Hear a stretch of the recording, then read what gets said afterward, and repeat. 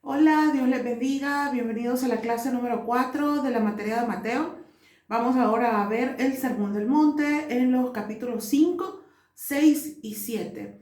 La recomendación de siempre es que ustedes puedan tener la Biblia a la mano para poder ir leyendo las referencias y poder tener así una mejor comprensión completa de todo lo que pues está expuesto en este material. Dice: el contenido de la versión de Mateo puede considerarse como un esquema del mensaje de Cristo propiamente dicho.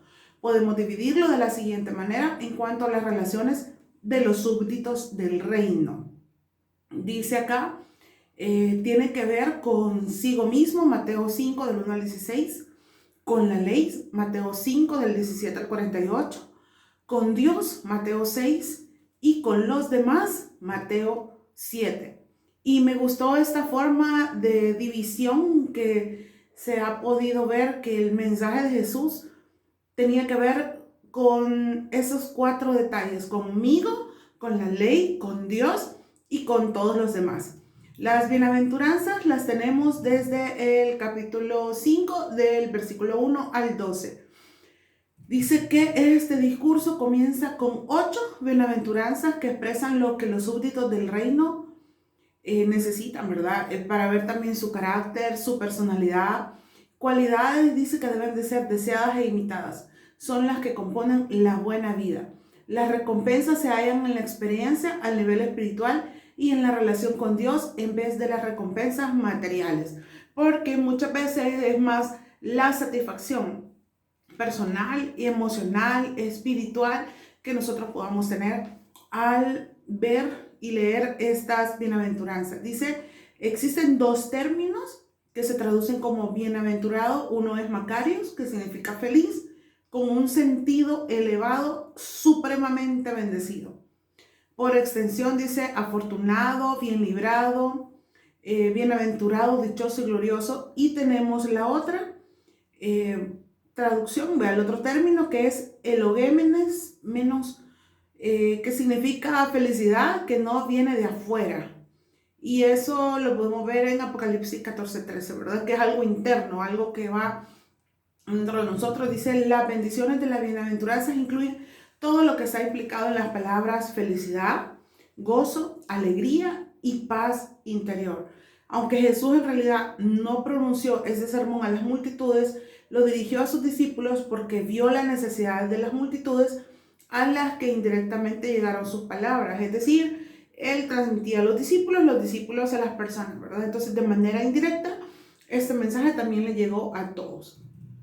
Eh, Podemos ver que el propósito principal del sermón es establecer ante los seres humanos la ley del reino. En Mateo estamos hablando sobre el rey que ha venido a presentarse a sí mismo. Y les recuerdo, ¿verdad?, que esa es como la parte esencial de Mateo. Mateo muestra a Jesús como el rey que está esperado.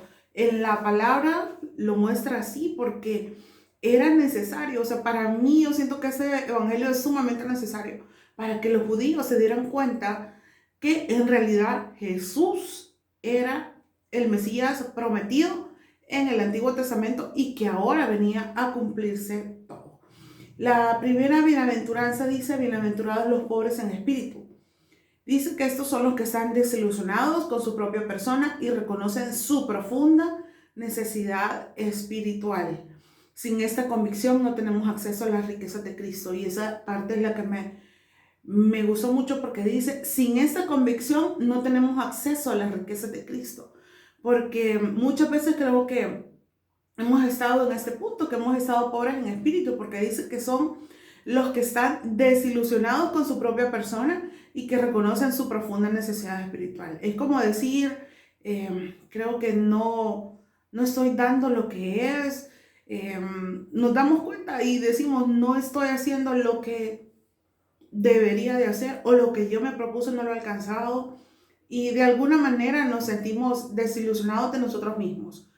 Entonces, también nos damos cuenta, ¿verdad?, que necesitamos obviamente de Dios, porque es el único, de verdad que es el único que nos puede sacar de cualquier estado difícil en el que podamos encontrarnos. La pobreza de espíritu nos enseña a confiar, solo en Él para vencer las tentaciones, a soportar las pruebas, a hacer su obra y satisfacer las necesidades más profundas que podemos tener en nuestra alma.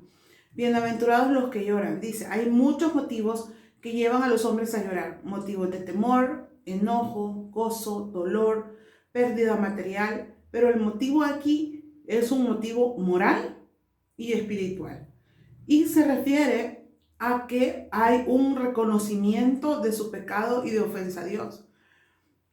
Un dolor por su desobediencia y fracaso. Y la tercera opción que tenemos dice el estado de perdición en que se halla el mundo. De verdad que cuando se habla aquí de llorar, bienaventurados los que lloran, es porque yo veo, ¿verdad?, en esta bienaventuranza que son aquellos que en realidad vienen ante Dios y reconocen que han cometido un pecado, le piden perdón a Dios, se arrepienten de todo su corazón y deciden cambiar el rumbo, ¿verdad? Iban para la derecha, pues totalmente cambiado, vamos a la izquierda y decimos, Señor, aquí estamos, y lloramos, porque muchas veces lloramos porque sabemos que le hemos fallado a Dios. Entonces, pero aquí dice que ellos van a ser consolados. Dice que esta es una promesa firme del Rey. Para experimentar esa consolación que Jesús promete, primeramente es necesario experimentar la aflicción y lágrimas que llevan al arrepentimiento y la confesión.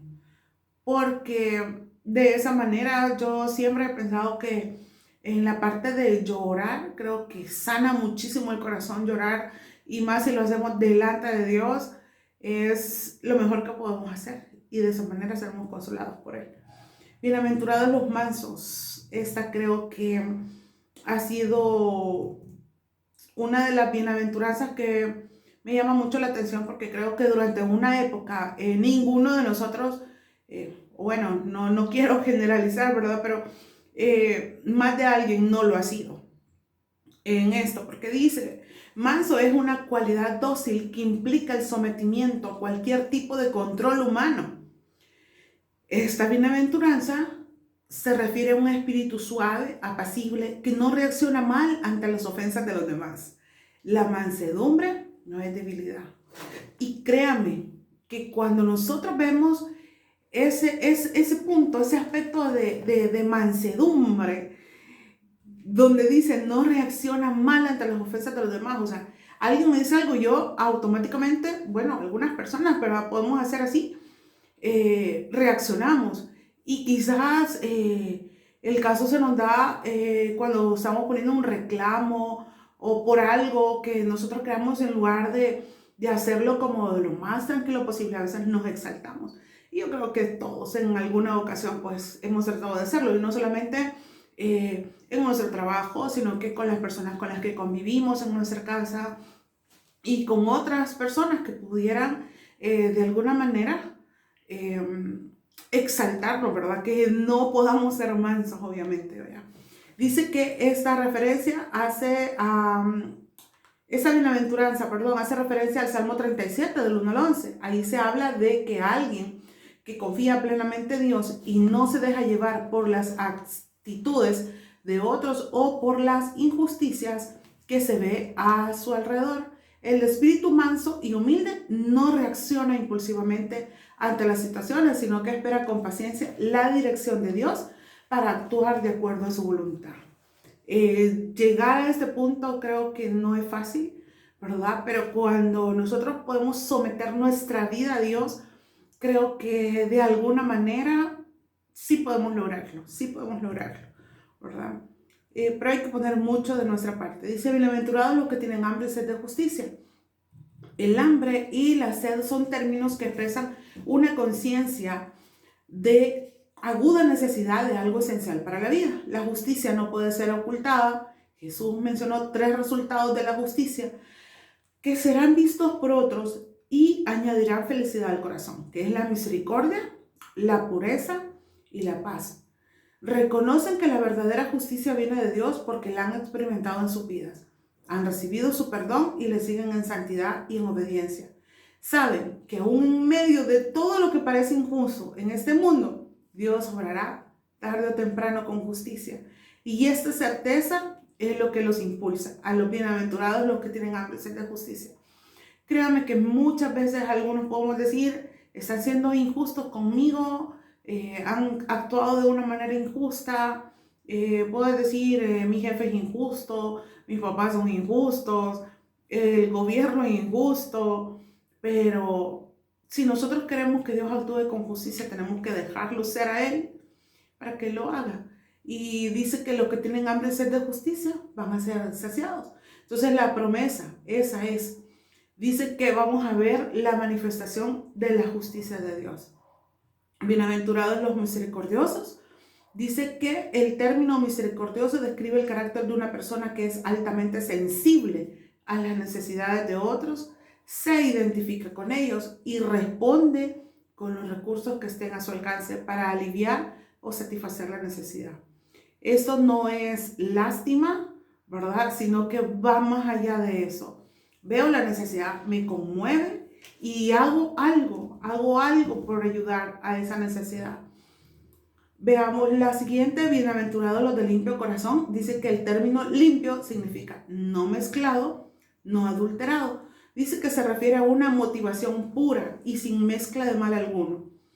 Solo el limpio de manos y puro de corazón podrá entrar en la presencia de Dios y contemplarlo.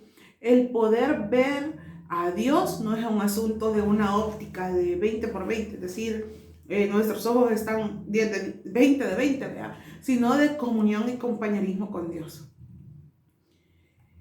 Tener un corazón limpio, dice, es tener un corazón que se inclina hacia las cosas que le agradan a Dios. Y yo creo que aquí está todo.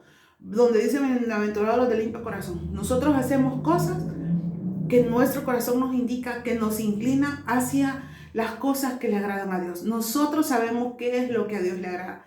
Hacia eso tiene que ser siempre nuestra inclinación. Luego la 7 dice, bienaventurados los pacificadores, son los que hacen paz. El mundo considera que la paz es esencialmente ausencia de conflicto. Es decir, cuando no hay guerra. Si fuera así, el cementerio sería el mejor ejemplo de perfecta paz. Porque ahí, pues, nadie hace nada. Todo es tranquilidad total. La paz es más bien armonía y tranquilidad en el corazón para con Dios y los semejantes. De verdad que eso es algo de lo que yo siempre le pido mucho a Dios. A veces, Señor, acuérdame que tengo tu paz en mi corazón, dame paz. Yo quiero confiar en lo que tú estás haciendo, en lo que tú vas a hacer conmigo. Y yo creo que eso es tan fundamental en medio de una necesidad muy grande que cualquiera de nosotros pueda estar pasando. Saber esto dice que tenemos que tener armonía y tranquilidad en el corazón. Eso es tener paz, armonía y tranquilidad en nuestro corazón.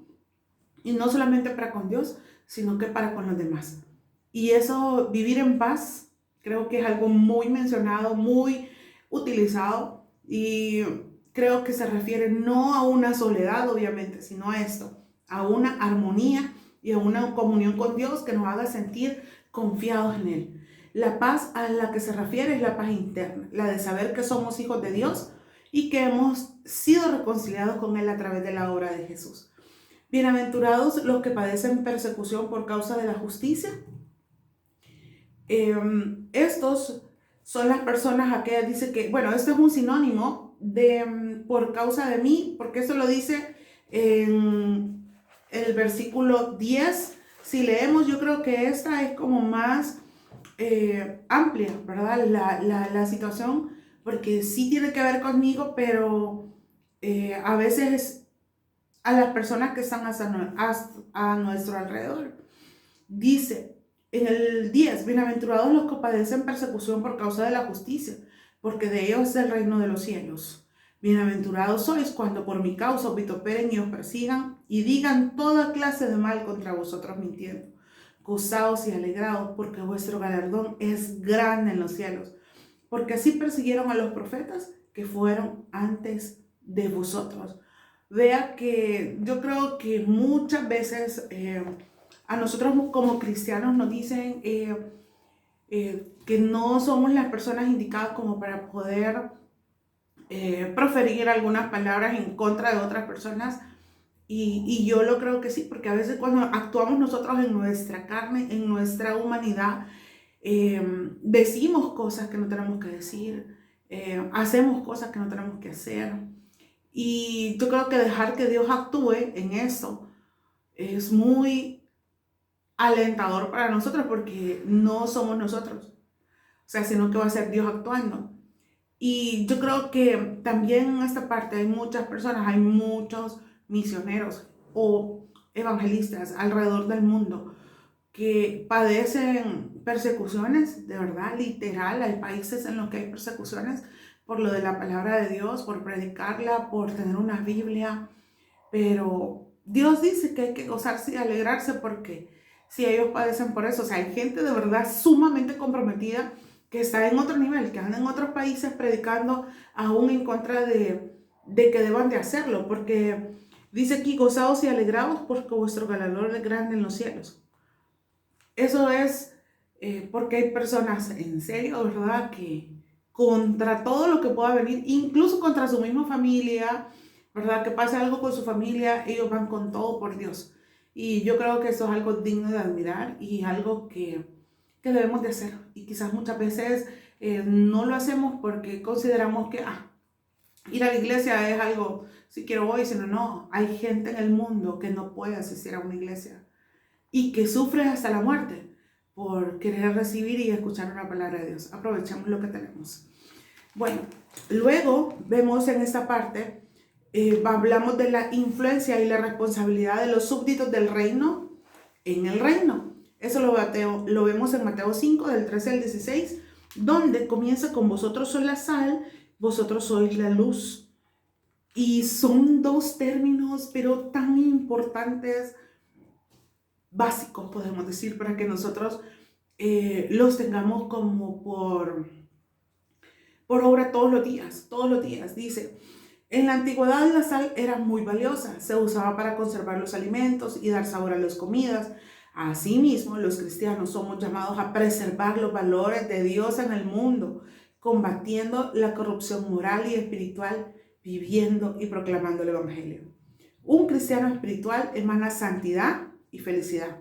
Y dice que solamente una estrecha relación con Jesús puede mantener efectiva la salinidad del cristiano, porque dice que somos sal. Entonces tenemos que darle sabor a la vida en Cristo para que otras personas puedan acercarse y conocer de Dios.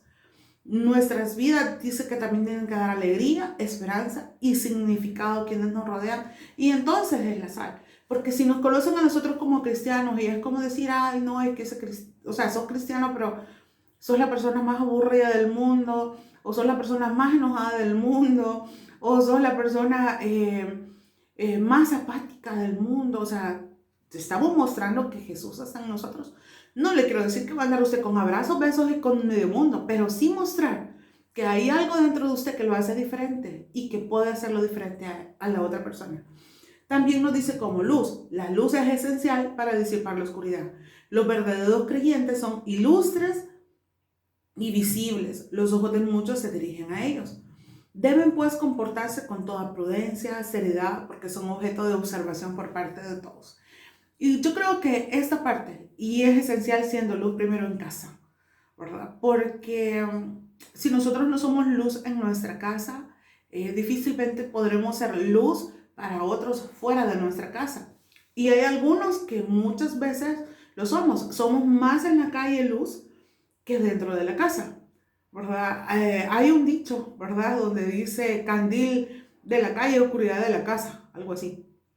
¿Por qué? Porque afuera somos buenas personas, pero dentro de nuestra casa no. Entonces esto es esencial, que seamos luz primero dentro de nuestra casa, o sea, que puedan ver en nosotros brillar a Jesús, para que luego la gente de afuera también pueda hacerlo.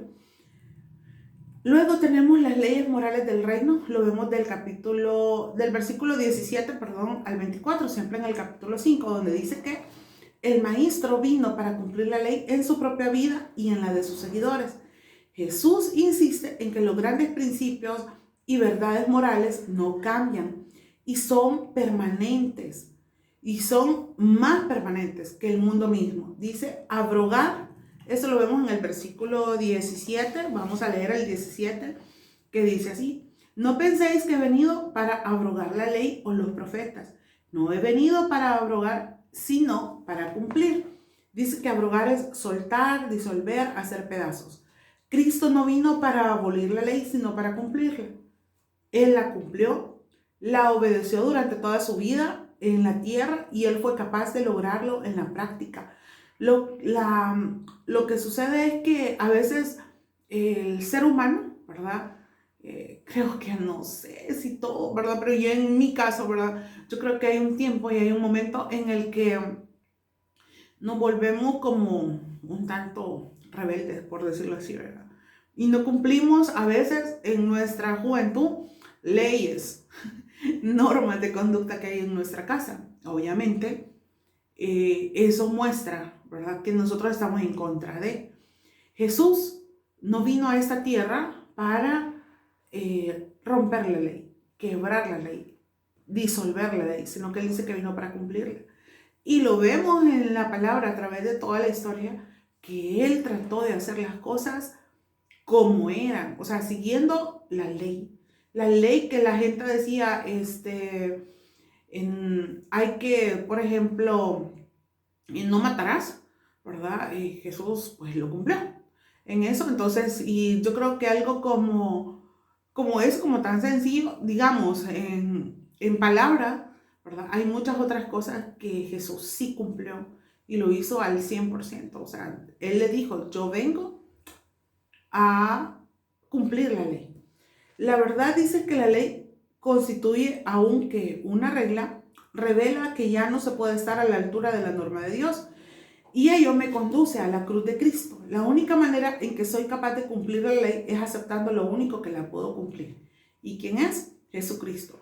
La J era la letra hebrea más pequeña. En español equivaldría al punto que va encima de la I. Y la tilde era la marca más insignificante de la escritura hebrea. Y en español equivaldría al acento ortográfico que se coloca sobre una vocal.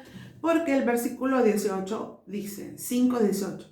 Porque de cierto os digo que hasta que pasen el cielo y la tierra, ni una jota ni una tilde pasará de la ley hasta que todo se haya cumplido. Es decir, la palabra de Dios del Antiguo Testamento se iba a cumplir hasta lo último que ahí estuviera.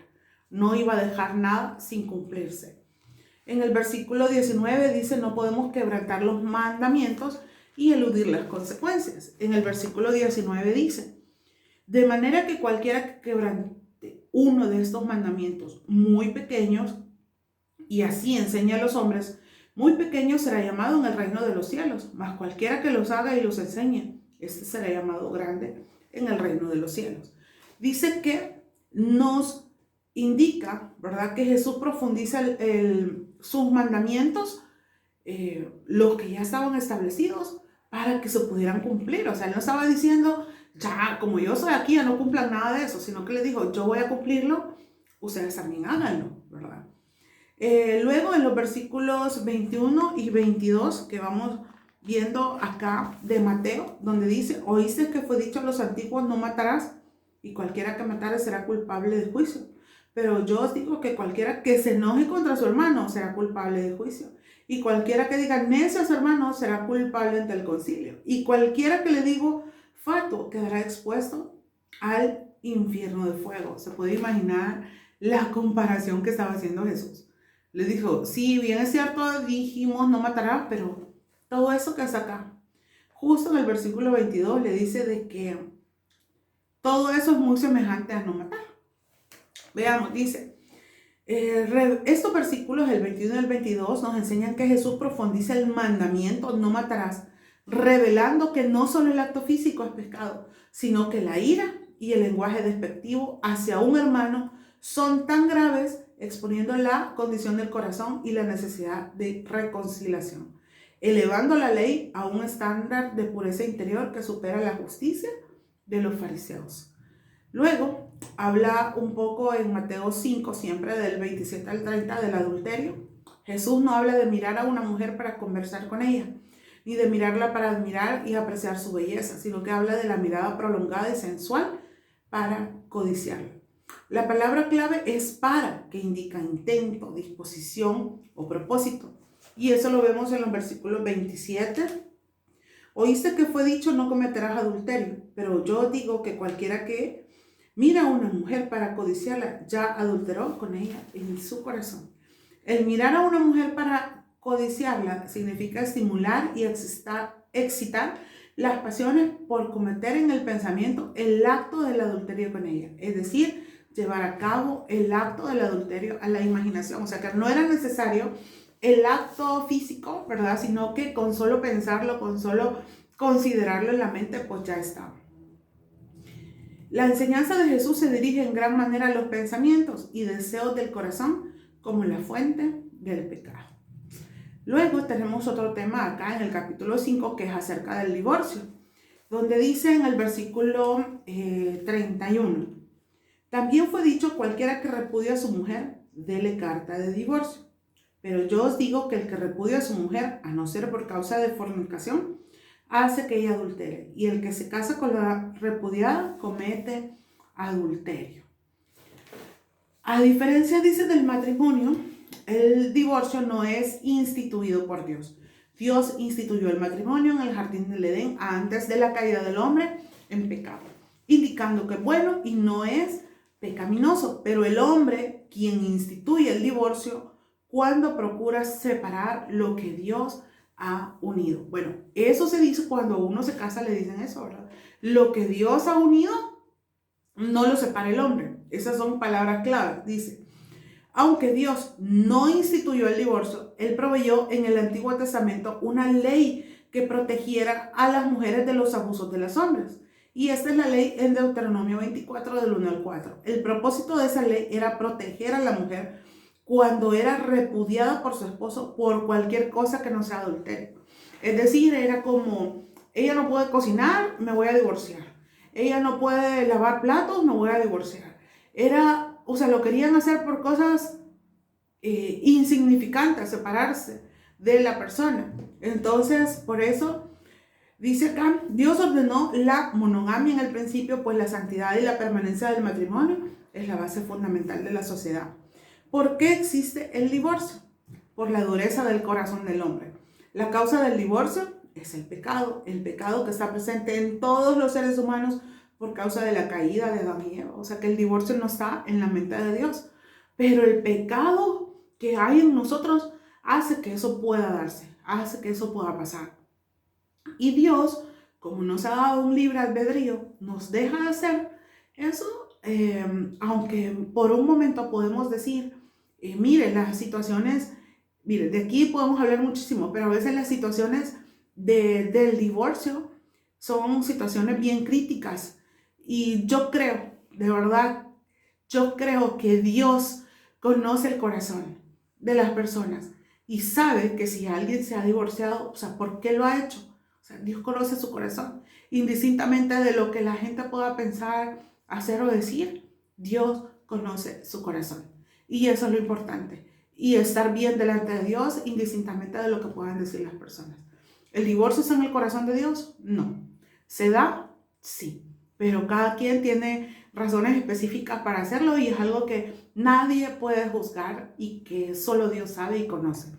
Luego en el versículo del 33 al 37 se habla acerca de los juramentos, donde dice que los escribas y los fariseos habían elaborado un sistema de juramentos que les permitía engañar a los simples, simulando comprometerse cuando su intención era lo contrario. Si el juramento contenía el nombre de Jehová, debían obedecerse. Si no, si se juraba por el cielo, por la tierra, por Jerusalén, el que juraba no quedaba comprometido con su juramento. Jesús rechaza tal hipocresía. Luego tenemos lo de la venganza. Y creo que esta parte es muy interesante porque creo que como seres humanos, es que Dios sabía, de verdad Dios sabía y Dios conocía lo que había en el corazón del hombre. Entonces por eso sucedieron todas estas cosas. Y dice en Mateo 5, del 38 al 42, oíste que fue dicho ojo por ojo y diente por diente. Pero yo digo, no resistáis al que es malo. Antes, a cualquiera que te hiera en la mejilla derecha, vuélvele también la otra. Y al que quiera ponerte a pleito y quitarte la túnica, déjale también la capa. Y a cualquiera que te obligue a llevar carga por una mía, ve con el dos. Al que te pida, dale. Y al que quiera tomar de ti prestado, no se lo rehuses. Vea que es bien difícil, ¿sí? Como seres humanos, te lo digo porque muchas veces quizás yo le he pensado, alguien me hace algo y yo le voy a hacer algo más. Tal vez no con la misma intensidad que esta persona lo hizo, pero yo digo, en algún momento me va a necesitar. Y quizás a veces podamos decir eso. Entonces yo creo que con eso ya está en nuestro corazón la parte de lo de la venganza, definitivamente.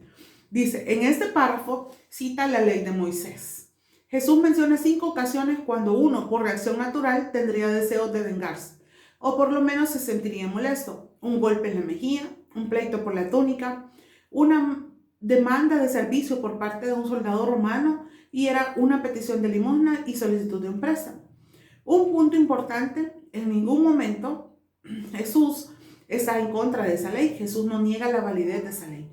Él no elimina el principio de justicia que esa ley establece, sino que Jesús aquí busca rechazar la práctica del mundo por la práctica cristiana de los hijos del reino. Esta práctica de venganza será del mundo, pero no es una práctica cristiana. Jesús por su gracia nos ha hecho nuevas criaturas. Nosotros debemos soportar en paz las injusticias que nos hagan los hombres. Ese es el llamado. No guardes rencor. No busques vengarte, sino que amas a tu prójimo como a ti mismo. ¿Difícil? Sí. ¿Imposible? No. Sé que podemos hacerlo. Y luego, para finalizar este capítulo 5, dice que se habla acerca del odio, donde dice, lo vemos en los versículos del 43 al 48. Seguramente este párrafo marca el punto culminante en el contraste entre la justicia de los escribas y los fariseos, por un lado, y la del reino de los cielos por el otro. No hay otro pasaje como este en el Nuevo Testamento que contenga una expresión tan concentrada de la ética cristiana en cuanto a las relaciones. O sea, para mí, este capítulo 5 es sumamente fundamental porque nos habla para nosotros lo que nosotros tenemos que hacer y es algo que yo creo que si viviéramos conforme a este capítulo 5, creo que sería el mundo totalmente diferente. Dice, Jesús rechaza la actitud de odio hacia los enemigos, indicando que si somos realmente hijos de Dios, debemos responder al enemigo como Dios lo hace, mandando lluvia y sol sobre buenos y malos. Porque Dios no solo dice, este no es mi hijo, no, a él no le voy a mandar el sol, solo los que son mis hijos. Él lo hace por igual. Es decir, hay algunas bendiciones que Dios reparte a todos sin distinción. Por otro lado, hay bendiciones espirituales que Dios reserva para que los responden en fe, a los que responden con obediencia, su amor, a los que responden con perdón, salvación, paz y esperanza. De otro modo, pues estas bendiciones serían una imposición. Gracias por llegar hasta acá. Bendiciones. Nos vemos en la siguiente clase.